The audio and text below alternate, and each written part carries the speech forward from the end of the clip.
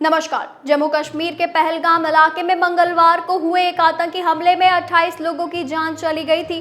भारत ने इस कायराना हमले का जिम्मेदार पाकिस्तान को मानते हुए अगले ही दिन यानी कि बुधवार को 5 बड़े फैसले लिए। पीएम नरेंद्र मोदी की अध्यक्षता में हुई सीसीएस की बैठक में फैसला लिया गया कि 65 साल पुरानी सिंधु जल संधि को अब रोक दिया जाएगा। साथ ही अटारी पोस्ट को भी बंद कर दिया गया। ऐसे में चलिए जानते हैं कि आखिर सरकार के वो 5 फैसले क्या है और इनके मायने क्या है।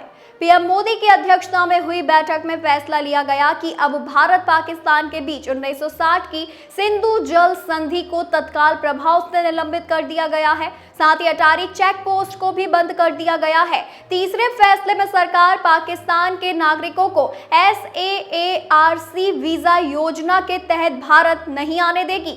नई दिल्ली स्थित पाकिस्तानी उच्चायोग में रक्षा, सैन्य और नौसेना व वायुसेना सलाहकारों को 7 दिन में देश छोड़ने को कहा गया है। वहीं भारत ने पाकिस्तान में स्थित अपने उच्चायोग से सलाहकारों को बुला लिया है। इसके अलावा 19 सितंबर 1960 को दोनों देशों के बीच 6 नदियों के पानी को लेकर एक समझौता हुआ था। इसी को सिंधु जल संधि कहते हैं। समझौते के अनुसार भारत को रावी, ब्यास और सतलुज का अधिकार मिला, जबकि पाकिस्तान को सिंधु, झेलम और चिनाब का इस्तेमाल की इजाजत दी गई। इस संधि का मकसद था कि दोनों देशों में जल को लेकर कोई संघर्ष ना हो। इस संधि के बाद दोनों देशों में कई बार तल्खियां आ चुकी है। इस बीच आतंकी हमलों के साथ ही भारत के पाकिस्तान से 3 युद्ध भी हो चुके हैं, लेकिन भारत ने कभी भी पानी नहीं रोका था। लेकिन पहलगाम हमले के बाद भारत ने यह एक्शन लिया है। इस एक्शन से पाकिस्तान में पानी का संकट गहरा जाएगा।